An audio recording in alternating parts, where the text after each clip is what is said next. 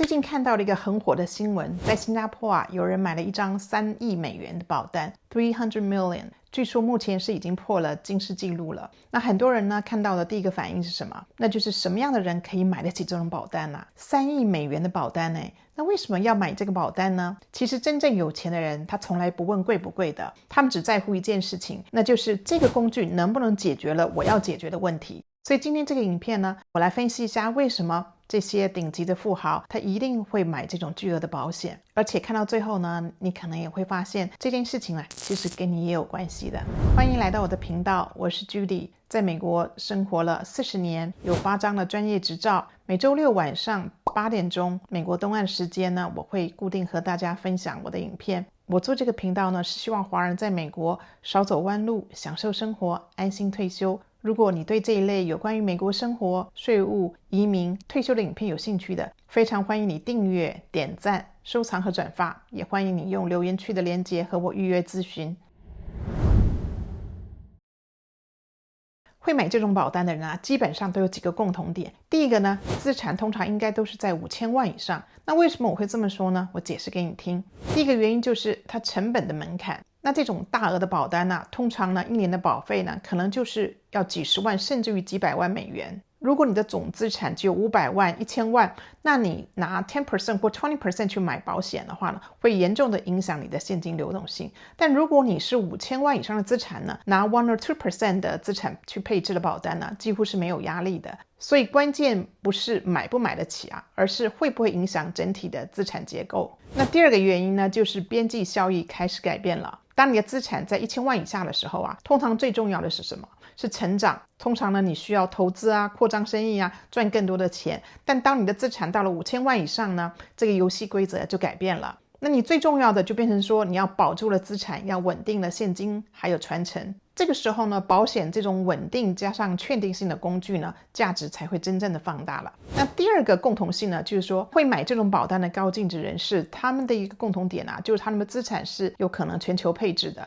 那为什么这些人几乎一定有全球的资产呢？答案很简单因为资产到某一个程度，它一定会被迫的全球化。举个例子来说，比如说投资机会它会有限啊，希望能扩展海外的市场，那么需要了分散风险，因为政治、货币啊或地缘的关系，或者他们的小孩呢在海外，而且现在是地球村的时候，生意扩张呢本来就需要跨国了，所以你会看到说，他们有一部分资产在美国，那有一部分在亚洲，一部分呢在离岸的结构。这个是自然的演化，可能也不是刻意安排的。第三个共同性呢，可能他们做过了很多的规划，比如说像信托啦、家族办公室啦，还有资产隔离。那通常呢，因为资产到5000万以上呢，其实也不一定要到5000万，每个人的家庭情况和考量都不一样。那可能你会遇到了几个问题第一个就是资产呢不能放在个人的名下，因为呢这个风险太集中，还有法律责任太高，所以一定会做信托，而且有可能重新安排了公司的架构。第二个，管理变复杂了，因为你有不同性质的资产，比如说房地产啦、股票啦、多国的这些资产啦，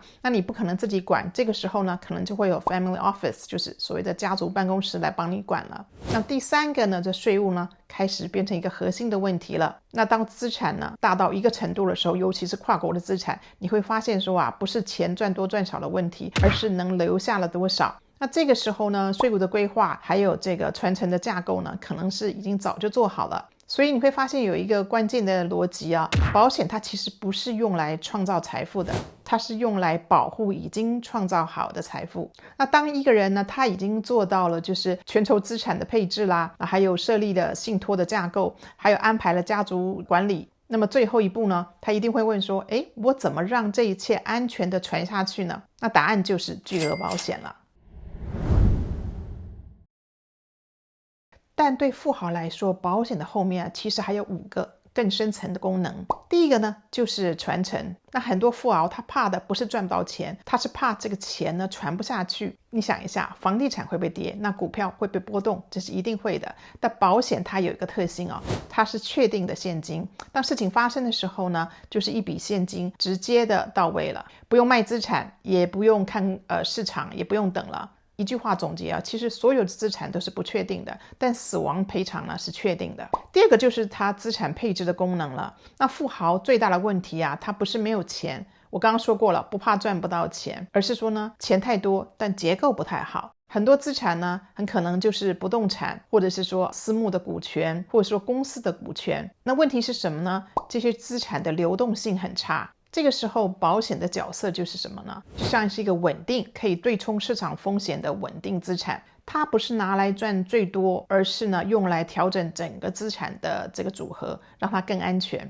那第三个就是它的风险管理的功能了。那如果你是一个企业主的话呢，你最重要的资产是什么？不是房子，不是股票，其实呢就是你自己。如果哪一天很不幸你不在了，那会发生什么事情呢？公司的估值可能就直接的打折扣了，那股东呢开始也有些问题了，现金流就中断。这个时候保险它能做到的事情其实很简单，就是立刻提供了一大笔现金，让整个系统呢不会崩掉。那第四个功能呢，其实就是家庭结构。现在很多高资产的家庭可能会比较复杂一些，比如说他再婚，或是说好几个孩子，或是有跨国的家庭。那最怕的是什么？就是分配不公平，然后互相开始争了。那保险有一个非常强的功能，就是它可以精准的分配，你要给多少钱，你要给谁，怎么给，干净、快速，而且不会吵架。那它最后一个功能呢，就是税务和移民的规划了。这一点呢，其实是很关键的，尤其是跟美国有关的人。那美国的遗产税呢，最高可以达到了40%。很多人他有资产，可是他没有现金。